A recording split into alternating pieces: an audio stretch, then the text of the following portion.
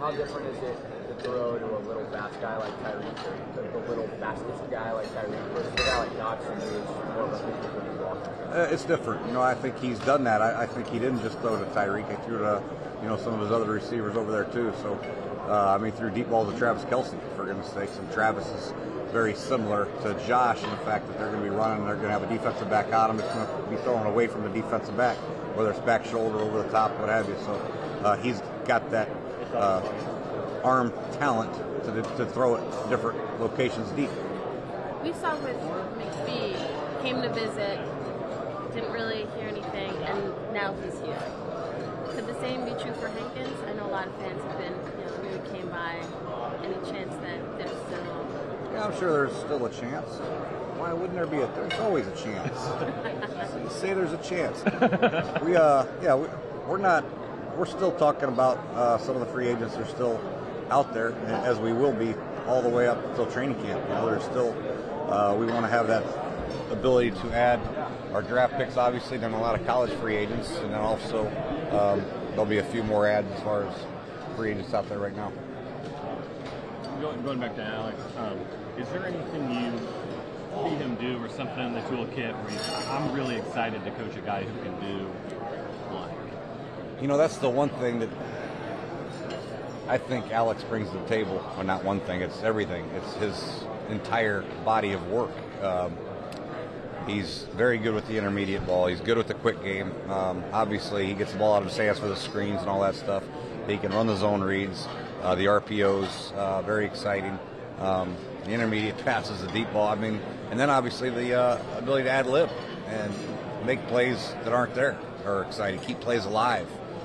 So really, coaching him, I think, for the first time will be exciting because I don't think there's a limit right now on what he can do. I think he's got all the things you want a quarterback to be able to do. One of the things you talked about at the end of the year was evaluating exactly what happened that the team ended up with so many injuries. Is that evaluation complete, and what results have you gathered? Yeah, we unfortunate we had so many different injuries. Like I said, we're adding state-of-the-art facility to our deal in Ashburn there, and with what are you guys adding? Yeah, all kinds of stuff. Our trainer will be here shortly, and with the final projection, and we'll get it started. I think starting Monday, but he's flying up to London he's flying over there to check out some recovery centers with some of the soccer facilities that they have over there. So, So we're adding quite a few things that'll hopefully help in the recovery process. Will it cure injuries? A guy getting rolled up on, or a shoulder, or an Achilles? No, but I think in order to help guys after games recover, could be beneficial to everybody. It better be, because it's quite expensive. And then I wanted to ask, you've talked about this, how important is Jordan Reed to 2018 to making Alex Smith the best quarterback he can be? Yeah, Jordan Reed's important. I think in his absence last year, Vernon Davis did some good things, and Sprinkle got a lot of work there towards the end of the year, which will be helpful to his progression as a player. So that's the good news. But Jordan's a special guy. There's not many tight ends in pro football that can do what he can do as far as running the option routes across the middle and breaking people down and lining up on the outside and beating people deep and across the middle. He's a special talent, and he makes us better, without a doubt. Is that feedback from players that they needed it, or how did you guys come to that conclusion? There's some players that have been doing that. There's a lot of these tanks and things that they've been using, some of them on their own. Now we're just trying to have access so they can use them at the facility. Obviously, our facility's not gigantic. We can add too many of them, but it's a great start for them and a great opportunity for them to utilize some, Can you tell them to upgrade the press center? Actually, we're going to move a tank in there, so we're going to kick you guys out across the street. You mean where we park? Oh, where's Tony for this part? You've talked a lot about the run game and wanting to upgrade it. We haven't seen that in free agency. Is that the plan in the draft? There was a quote that you said there's a good possibility of going running back early in the draft. What does that mean? Yeah, I don't know where that came from. Maybe I was just. You said it to me on the radio. Craig says you said it to him. Good possibility we will address the running back position. I didn't say early. That's where it came from. Well, that could happen, though. I'm not saying it won't, but I'm not saying it will. There's a lot of that this morning. Yeah. No, there's, like I said before, that, we have Samaje and Rob coming back from injury. We have Byron Marshall coming back from injury. We have Bibbs, who got some good quality work. Obviously, Chris Thompson. So we have some guys in-house that we are excited to see. It'll be a great competition, but there will be another running back in the building by the time we start training camp, and probably after the draft, yes. When we're going to get them, how we're going to get them, I don't know, but there will be more backs that will be here to compete. There always are. And who are you? What type of back are you looking for? Because when we talked in Indy, you said both a banger and an all-around guy. So yeah, what is it? That's a great question. I'd like to be having an all-purpose guy. It is okay for a back to be able to run the ball between the tackles and catch the ball. It is legal for a back to do that. You don't have to be such a specialty type guy, but that's ideal. If you got your first down guy, you got your next guy who's an every down guy who can back up both Chris and the first down guy, would be a perfect world. Harder to find those guys nowadays, but it's not impossible. Chris Thompson's back running. How good does that make you feel? He posted a good video on Twitter, if you saw it. Did he? Yeah. Chris doesn't strike me as a Twitter guy, but good for him. He is. Good for him. I'll have to follow him on my Twitter. What's your Twitter? Come on, with thumbs up. I was going to, but I'm on TV. It had a bad word in it. Do you have a secret Twitter? No, I don't. No. Some coaches do. Do they? Yeah. I might get one, though. I don't know how Jack set me up with one. Jack's doing quite well with Twitter. Jack is my,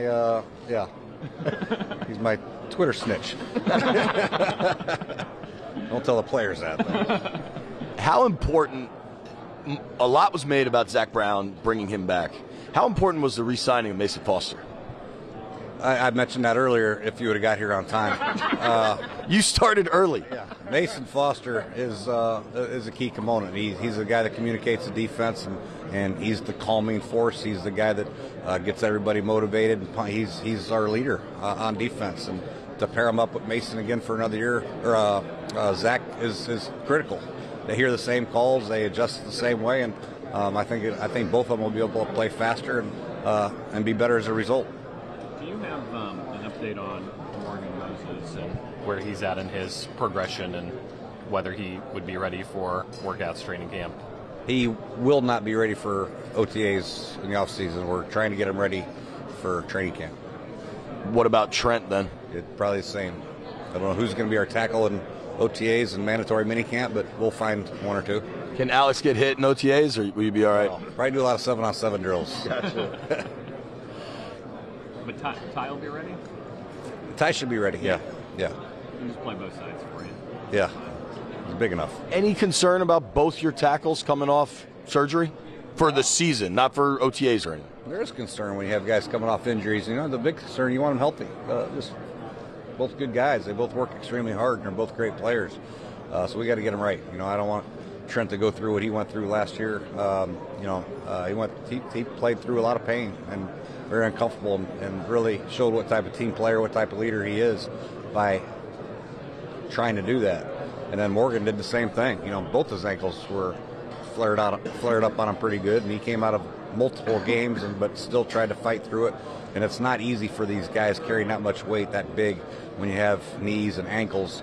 But both of them fought through it, and hopefully they'll be back healthy soon. What was Morgan's operation? Was it knees or ankle? Yeah. And with Trent, there's no argument about the talent. There's no argument about what he will push his body to try to play through.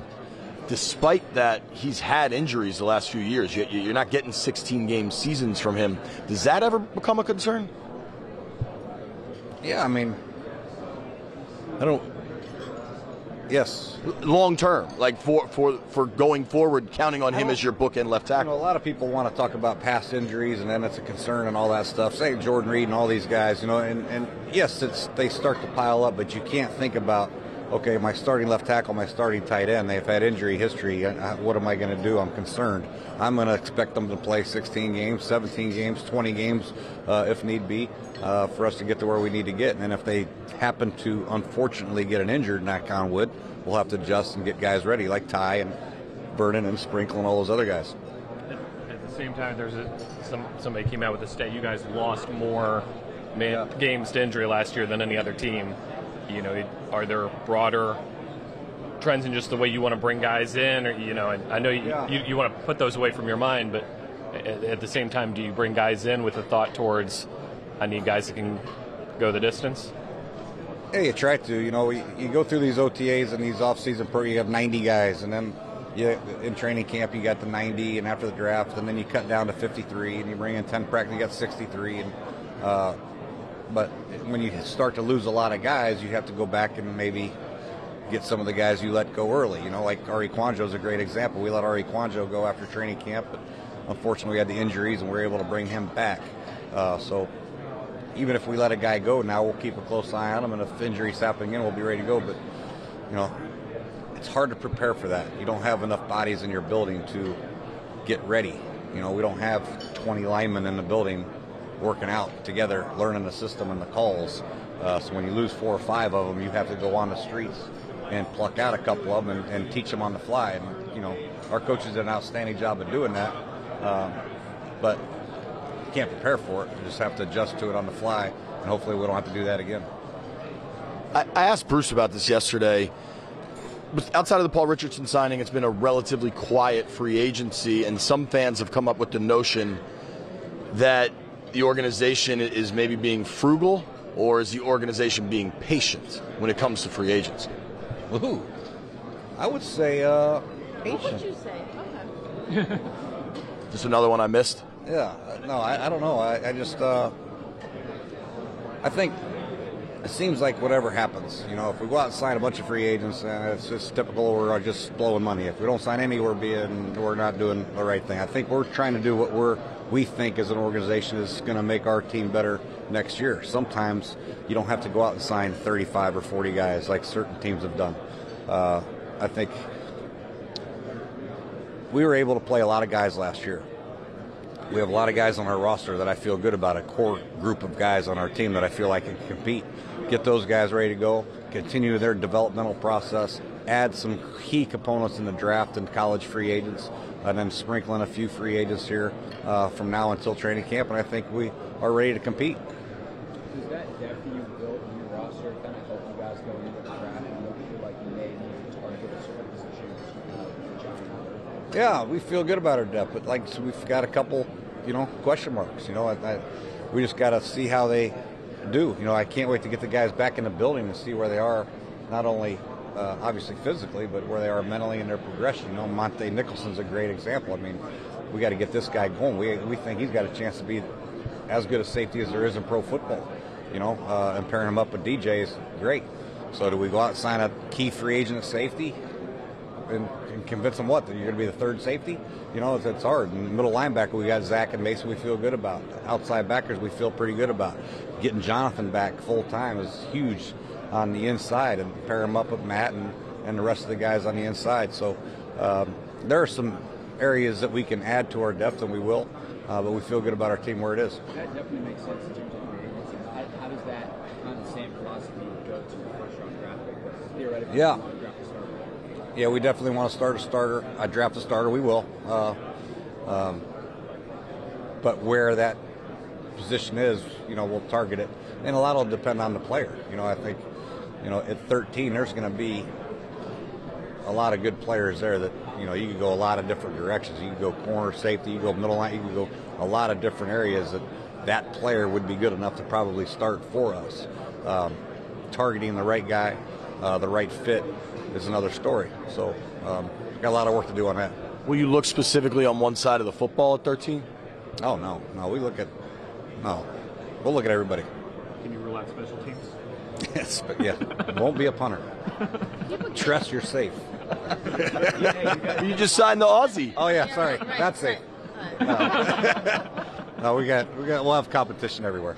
So people always, try to they talk about the top 5 spots in the draft. Like, that's where the most attention is. But at 13, what are you looking to get? Like, how some people would say, like, oh, well, can you really get marquee talent?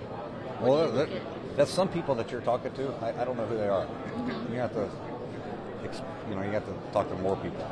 Those some people aren't very bright because at 13 there are a lot of good players. Really, I mean, you're talking about, especially if 4 or 5 quarterbacks go early. You know, if 4 or 5 quarterbacks go in the top 10, then you're looking at, heck, you're going to get possibly the best corner, possibly the best nose tackle, defensive tackle, possibly the best inside backer, possibly the best receiver on the board. So there's a lot of different ways we can go, and it's exciting to see how it all pans out. It always is. But we'll get a good player, though. Doug was laying out kind of pre-Alex Smith, pre the deal after the season. You guys sat down, talked broadly about your options at quarterback. Was there a part of you that wanted to reboot with a rookie and, go developmental along that route? Yeah, it's hard to say that because I hadn't had a chance to look at any of the rookies. So it's, the thought of developing a rookie at 13 is not that easy. Now that's when you're talking about 13 is a little bit harder for a quarterback, because usually there's 2 or 3 in a draft and they get scooped up in the top 5. So that's always a great challenge, but depending on the talent, I wouldn't shy away from it. But we're fortunate in the way everything worked out. Knowing you had the 13th pick, was that part of the decision to go get Alex then? That's part of it, I'm sure. But I think the chance to go get Alex, I don't know there's a lot of teams after him, was the right thing to do. I think, I didn't know for sure we'd be able to even have a chance at him, So now that we got him, it's fun. It'll be good. Have you talked to Kirk at all now that all the dust is settled? I just talked to him when the trade became official. I just told him, good luck and thanks for everything. Did Zimmer reach out to you at all for a scouting report? I imagine you guys know each other pretty well from your days in Cincy. We do. We do. We just talked for a little while in the elevator at the Combine, but that was about it. No. When you're bringing in free agents, some of these guys described as leaders, obviously Skander got it. Is there a right number of leaders to have on a football team? I would imagine you don't want 53 vocal guys, but you don't want 0 either. Yeah, no, I think everybody leads in their own way. I think, all our guys bring something to the table, and that's what we have to understand that everybody has to do. Everybody has to carry their weight. Everybody has to come to work and bust their tail every day. I don't think anybody necessarily needs another guy to tell them to push it. We're trying to draft those guys that will do it on their own, and everybody working together. But I think leadership will start to emerge naturally, as it usually does within the locker room, and I don't think you can have too many. Got to have a few, though, but it'd be nice. Have you changed in your approach of how you manage a locker room with what you've learned over a few years now being a head coach? Yeah, I think, that's always going to change every year. I don't think you can treat years the same. You're going to have different people in there, and anytime you have different players down there, you have to approach it differently. And it'll take some time. I'll get to know the guys and the new draft picks when we get them, the new college free agents, the new free agents we sign with Paul and Purnell and the rest of the guys. So in Orlando, so we'll see how it goes. How frustrated? Sorry, go ahead, Kirk. How does the responsibilities change, if at all, in your offensive staff with Kevin McConnell, Adam, Yeah, it doesn't really. I think it was a chance to just upgrade his title a little bit. He had some people nibbling at him, so we want to keep him here. He's a very good young coach, and his progression it's fast. He's going to probably not last here very long, so we want to try to keep him here. But no, I think he had a lot of input last year. He'll have more input this year. The more comfortable he gets with our terminology and everything else, he's in a great spot, and glad he's here. I know when you guys had some of those nibbles at him, one of them was Chip at UCLA trying to get him, so I'm guessing he had some familiarity with the RPOs and some of the options. You obviously didn't know at the time that you'd have a quarterback that's very proficient in that as well. Yeah. How important is Kevin going to be to Alex's acclimation and kind of molding yours to that? Oh, very, very. That's part of the attraction I had to Kevin before I hired him, is that he was with Chip Kelly and he was with New England, and so he has a different approach to the quarterback position than maybe I do at the West Coast and all my background. So it's very important to add different ideas to your staff. to help out. And adding the RPOs, which we did quite a few last year, quite frankly. But we continue to study them throughout the college game, and Kansas City did a great job with them, and obviously Philly did a lot of good things with them, and Chip has always done good stuff with them, and something we'll continue to study, and Kevin will be probably the catalyst behind it. How much, if at all, will your offense look different with Alex under center than it did with Kirk? Well, hopefully it looks better. We're always trying to get better from one year to the next, and how he adjusts to the people around him, and our system. I think it'll be exciting to watch, but I would think we will be better. How much can Paul Richardson help? You watch the tape. I know you watched all of it a million times. There's not a ton of separation from the receivers. From the defensive backs? Yeah. It looks that way. I think when you watch him run routes, a lot of times, I think, for whatever reason, Russell gets out of the pocket a lot. And I think that sometimes he's gauging his steps and he's waiting for the scramble drills and all that stuff. And they do great. I meant your Skins receivers last season didn't get a lot of separation. Can Richardson help with that? Oh, yeah. He better. I mean, that's why we signed him, right? Right, yeah. I thought you were saying he didn't get a lot, but I thought he did get a lot of No, he did, sure. Yeah. So, I think we got some separation.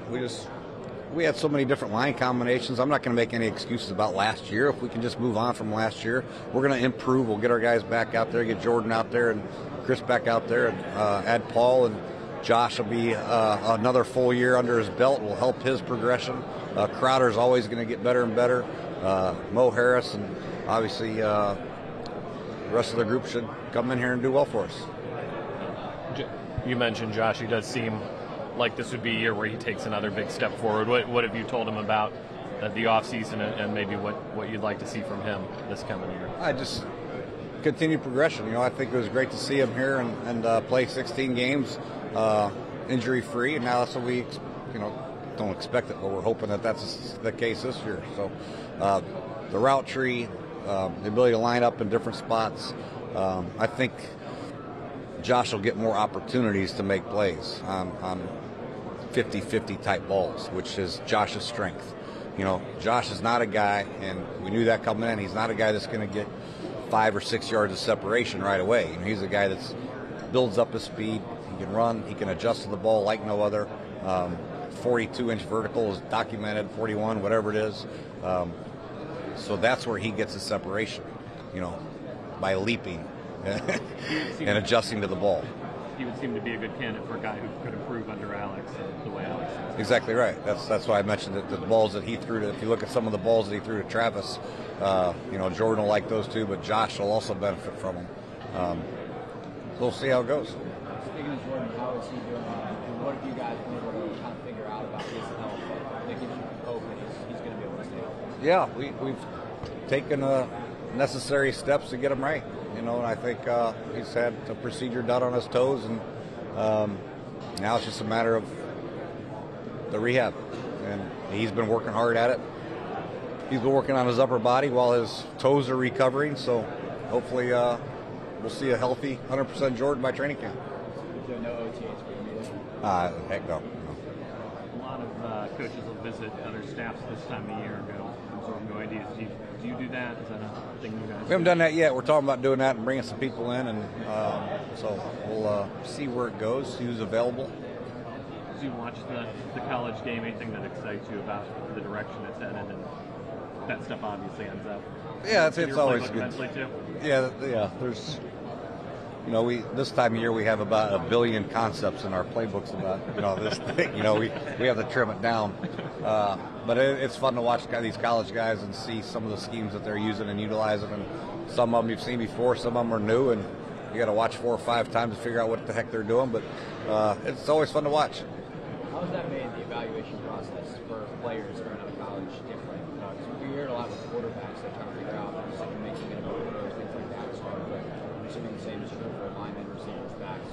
Yeah, it's different now. I think they only have 20 hours a week to get their guys ready too. So I think with all the spread offenses and all the no huddles, you don't see a lot of the offensive linemen, the physicality that you might have seen 25 years ago. But there are teams like Wisconsin and Iowa and some of these Big Ten teams and Stanford who still play with that type of physicality and mentality. So it just depends on what coach is there and how they feel like they need to win. Some teams believe in the spread offense and the zone reads, and they have athletic quarterbacks. Some teams still want to hand it off and smash it in the power game. So every team is different. But you can't fault a player who's coming from a spread offense.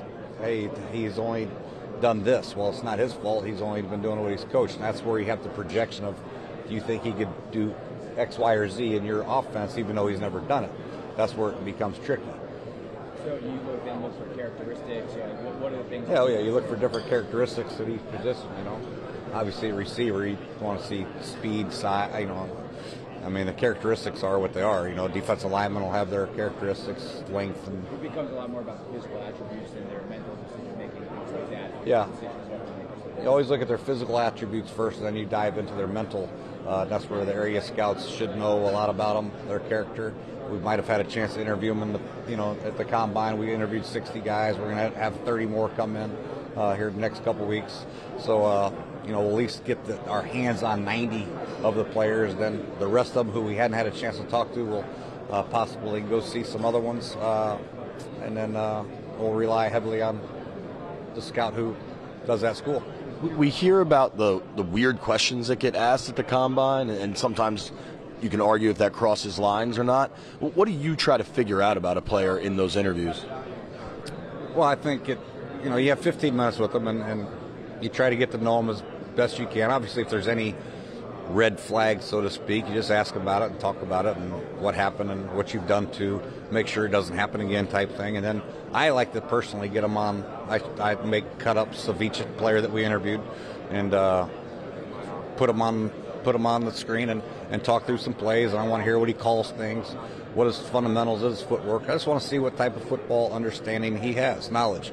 And most of them pass it with flying colors. Some of them, struggle a little bit. They get a little nervous, but it's always good to get them in a relaxed setting, something that they know they know a lot about, and then we just let the conversation go from there. Two Gruden brothers in the NFL. I know the Raiders have always held a special place in John's heart, but were you surprised that he actually came out of the booth and finally came back to the sidelines after all this time? Yeah, I wouldn't say surprised. I think he's been talking about it for 5 or 6, maybe 7 years now. Every year there's been somebody that has been talking about him coming out of it, and he's always kind of said, but I didn't think it would happen. But, after 4 or 5 years, I think the itch was starting to get there. He's been so heavily involved in the game. Obviously, he's an announcer, but doing his football quarterback camps for all the guys in the draft. In the off season, he has, I don't know how many players come to his building and they watch tape, and he's still going over, plays and all that stuff. So he's been actively involved. So I think he's about time to, especially with that contract that he was offered, I think that made it a little bit easier too. 2-on-2 basketball, Gruden's versus Harbaugh's. Gruden's versus Harbaugh's. Well, I've got a bad knee. John's got no jumper anymore. But I think it'd probably be a low-scoring game because we wouldn't defensive let him score. battle. Yeah, be a lot of fouls, at least by our group. We're not going to let them inside. We're going to foul. Yeah. I know it won't be this week this season, but is it exciting to get to match up with him at some point? They're coming up here. Yeah, it would be fun. Hopefully it'll happen here soon. But we're worried about what we're doing here, and he's worried about what he's doing over there, and we will collide at some point, hopefully in our near future. Speaking of that kind of stuff, any plans for another team to practice with in training camp? Any of that? We're talking about it. Yeah, there's a couple teams that are interested a little bit. We'll see if we can get that done. One that your brother coaches? It's a tough trip. You don't want to travel cross country really in the preseason. It's hard enough to do in the regular season, but in the preseason that could be difficult, but could be a possibility. Bring in McVay, a super team. Yeah, super team. Yeah, that's. How happy are you that you got to play them last year as opposed to having to deal with Donald and Sue this year? We don't fear anybody. We're going to go play anybody, and whoever's on our schedule, it doesn't really matter. We're excited to get our guys together. We'll focus on what we can control, and then we'll go out and compete with anybody, anytime, anywhere. I wanted to ask you, the cornerback position, you lost a lot of snaps with Bashad leaving and then the trade, Fuller leaving. Who steps into those spots? How do you want that to shake out? Yeah, obviously, sign Orlando's a big piece. A guy with that type of experience. He can play outside. He can play inside. It's Dunbar. I think he's been playing defensive back for a whole 3 years now. I think he's ready to step up and really take the position over. And Fabian Moreau, obviously, we drafted him out of UCLA for a reason. He's only been playing defensive back for a short period of time also, transitioning from running back. So both those guys have an incredible skill set. We expect a lot out of them. Having Orlando there to smooth the process over gives a little bit more time to make sure these two cats are ready, but I think they will be ready, and we'll see how it pans out. But both of them we're excited about. What was Fabian's year one like in your assessment, and where does he stand? Well, I think he did what he was asked to do, and that was contribute on special teams in a big way. He was a very good flyer for us, and he will continue to do that. But learning the game and techniques, and we had to move him around outside, inside a little bit, and that's not easy, for guys who've only been playing corner for a short of, okay, now go inside and here's your hook zone, here's your man-to-man technique, here's this and this and this, and here's your check versus empty. Here, it takes some time. So hopefully, having another year under his belt, maybe keeping him on the outside now that we have Orlando in house will be a big benefit for him. There were times last year where Swearinger seemed to say some things that didn't exactly sit well in the building. He was also fairly vocal after the trade. You guys getting like Kendall. Have you had any kind of conversations with him as someone who is obviously a leader for you guys, but about the way in which he leads? We've had we have conversations all across our locker room. Have you had any conversations specific to his comments? We've talked before. I think he's a very passionate guy. Sometimes he says some things that get turned around in the media. I don't know how that happens. I really don't. Right. But the big thing is I think his intentions are good. I just want to make sure that he never ever pits himself against the team. I think you want everything we want to talk about has to be constructive and positive, especially for the locker room. He doesn't have to agree with everything that I do, but overall, I think it has to be about us and something positive. And it hasn't been taken that way by a lot of people, but I haven't really been that bothered by anything he said. Were there any players that were ever bothered that as far as you know about anything that he said? I don't think so. If there were, then I think there was an instant maybe last year that I can't even remember. So. Chargers game was the one. Oh yeah. You guys weren't prepared. Yes, and I think he was talking about generally that the entire group wasn't prepared for the trip and all that stuff, and then it got taken away that the players weren't prepared, and the coaches didn't prepare the players, and then everything got blown out of proportion. So that could have been taken a little bit differently than what the intent was, and that's something that we have to all be careful about when we're talking to the media and on Twitter. What you mean is not always what's taken out of the headline. So I think that was the case with that one. First month of 2017, you guys looked like a formidable team. Thanks. Yeah, you're welcome. And then between injuries and whatever else happened, the season kind of devolved from there. How close are you to that team that we saw the first month of 2017, or is it a completely new batch, new year? It's always going to be a new batch, a new year, but I think I've mentioned before the core group of players that we have, I feel really good about. I think you can't argue the production Ryan Kerrigan's had, and had Mason and Zach back at middle linebacker, getting Jonathan back as a core defensive lineman for us, and obviously DJ getting Monte back. That's a good core group on defense, and then now we have to add Orlando Scandrick, and obviously having Josh Norman is huge on the outside. So we have a good core group. Now we just have to add pieces, not only as backups, but special teams. We have to improve our special teams without a doubt. So then offensively, obviously adding Alex and getting the offensive line back healthy, we can go out and play against anybody. Depth is an issue we have to continue to address. Getting guys healthy. Special teams, without a doubt, we have to add some players in there, and we have to do better than that. But we feel good about where we are as a football team. Is that it? I'm just curious. So take us through. You leave here, go back home. What's the next few weeks like for you guys? And are you doing anything different from last year or the previous year? Well, we have. We're still talking about our installation progression as far as what we're going to install for OTAs. When they, we have our phase 1 when the guys get here and they can work out. We get them for an hour. We'll do that. And then our phase 2, and then our OTA progression, what we're going to add, what we're going to install with Alex and the offense. And then obviously that'll carry over to training camp. So we'll do that. But also the big thing is to start hardcore evaluating these college kids. There's so many of them, not only draft picks, but I think college free agents are going to be a big part of our evaluation also. There's a lot of those. So a lot of teams target guys, whether in free agency, and sometimes you just don't get them. You guys got the guy you wanted, Alex. So is there pressure as far as we got the quarterback locked in? We were 7-9 last year. On you as a head coach, trying to make the playoffs. What's the intensified pressure, if that's correct? Or Yeah, there is pressure. There has always been pressure. I don't know. I think anytime you don't make the quarterback or the playoffs in this league, there's obviously pressure. It's well documented that of these 32 tables right here, there's probably 8 or 9 of them new every year for a reason. They probably didn't make the playoffs. Not all of them retire and go out. And come back with a yeah. But so always going to be pressure. It's why I got in the business. That's what I love about the job and respect about the job, and we'll continue to try to take this team where we need to get to. Do you feel any more pressure given that? What does this feel? We don't feel pressure around here. We just apply it. I sell a T-shirt. I actually stole that from John. When you talk about pressure and other coaches around the league, does it drive you a little nuts sitting next to the Super Bowl champion Philadelphia Eagles? They're right there. Oh. No, I mean, it's congratulations to them. I mean, they actually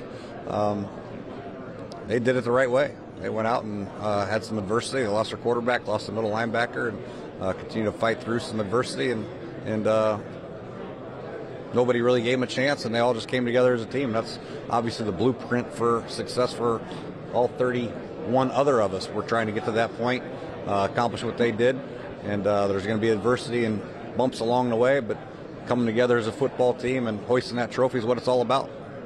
So you can talk to Alex, just not about football, right? Is that what do you guys talk about? We talk about the NCAA tournament. Of course, he picked Virginia to win it all. It wasn't a good start.